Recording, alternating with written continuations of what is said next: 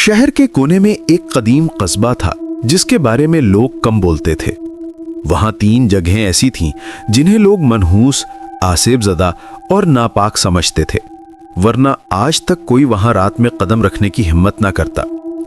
कहानी शुरू होती है आबिद नामी नौजवान से, जो सोशल मीडिया के लिए हॉन्टेड जगहों की वीडियोस बनाता था। उसे लगा कि ये पुरानी बातें सिर्फ कहानियां हैं। उसने फैसला किया कि वो तीनों जगह रात के वक्त जाकर रिकॉर्ड करेगा। उसे नहीं मालूम था कि कुछ कहानियां सिर्फ सुनने के लिए होती हैं, देखने के लिए नहीं। आबिद रात को 1:43 पर स्टेशन पहुंचा। प्लेटफॉर्म पर टिमटिमाती हुई पीली लाइट्स, ठंडी हवा और टूटी बेंचों के दरमियान गहरे साए। अचानक पीछे से किसी औरत के रोने की आवाज आई। आबिद ने पलट कर देखा, कोई नहीं था। फिर दूर प्लेटफॉर्म पर एक सफेद दुपट्टे वाली औरत खड़ी नजर आई, बाल सामने गिरे हुए, सर झुका हुआ, जैसे किसी का इंतजार कर रही हो। आबिद ने कैमरा उसकी तरफ घुमाया और औरत ने आहिस्ता सर उठाया। उसकी आंखें खाली, बिल्कुल सफेद, चेहरे पर जलने के निशान और मुंह किसी गैर इंसानी हद तक फटा हुआ। उसके होंठ हरकत किए। आबिद दिल में खौफ के बावजूद आगे बढ़ा। वो 2:38 पर स्कूल पहुंचा। अंधेरी इमारत, जली हुई दीवारें और आग की बू आज भी ताज़ा, जैसे किसी ने अभी अभी आग लगाई हो। जैसे ही वो अंदर दाखिल हुआ, बच्चों की हंसी की आवाज़ आई। पहले दूर से, फिर करीब से, फिर इतनी करीब कि जैसे कान में कोई सरगोशी कर रहा हो। उस्ताद जी, हम यहाँ हैं। आबिद ने टॉर्च जलाई। सामने राहदारी में एक 7 साल की लड़की खड़ी थी। जला हुआ फ्रॉक, आधा चेहरा स्याह और उसकी एक आंख पिघलकर गाल तक बही हुई। वो मुस्कुरा रही थी, लेकिन उसकी मुस्कुराहट इंसानों जैसी नहीं थी। वो फटी हुई जिल्द के पीछे गहरी स्याही थी। आबिद ने चीख कर पीछे कदम लिया। लड़की ने अपना सर टेढ़ा किया और बोली, हम आग में नहीं मरे, किसी ने हमें बंद किया था।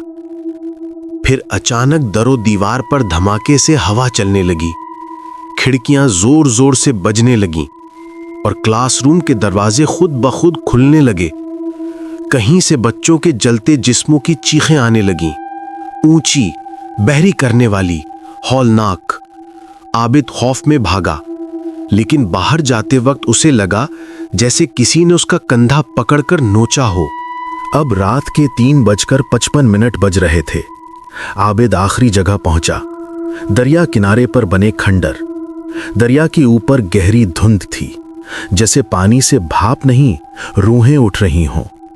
वहां कदम रखते ही उसे किसी के चलने की आवाज सुनाई दी, आहिस्ता, भारी, जैसे गीले जमीन पर नंगे पैर चल रहा हो। उसने रोशनी घुमाई।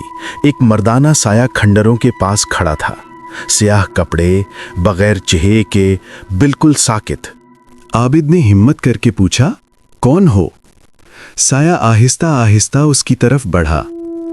पानी के अंदर से औरत, बच्चों और मर्दों की आवाजें आने लगीं, सिसकियां, चीखें, मदद की पुकारें। साया करीब आकर रुका और पहली बार बोलने लगा। आवाज इंसानों जैसी नहीं थी, बल्कि कई आवाजों का मिलाप, जैसी मरने वालों की चीखें इकट्ठी बोल रही हों। हम सब एक ही रात मरे थे, खून के चांद की रात। अचानक आसमान लाल हो गया, दरिया में लहरें तेज हो गईं, हवा में सरगोशियां भरने लगीं। वो वापस नहीं गया, वो फिर आएगा, वो सबको ले जाएगा। आबिद ने पीछे देखा, जला हुआ बच्चा, वो औरत और कई साए सब उसके पीछे खड़े थे। उन सब के चेहरे फटे हुए, आंखें खाली, जिस्म आधे जले हुए। और फिर दरिया के पानी से एक बहुत बड़ा साया उभरा जो सबका मालिक था। तुमने हमें जगाया है। आबिद ने चीख कर दौड़ लगाई, लेकिन कैमरा जमीन पर गिरा और सिर्फ उसकी आखिरी चीख रिकॉर्ड हुई, मुझे जाने दो। फिर खामोशी, सिर्फ पानी की सिसकी बाकी रह गई। अगली सुबह लोगों ने दरिया के पास उसका कैमरा तो पाया, मगर आबिद कभी ना मिला। उस दिन के बाद रात में इन तीनों जगहों पर एक नया साया भी देखा जाता है। कहते हैं वो आबिद ही है जो अब उन रूहों में शामिल हो चुका है। कहानी खत्म नहीं हुई।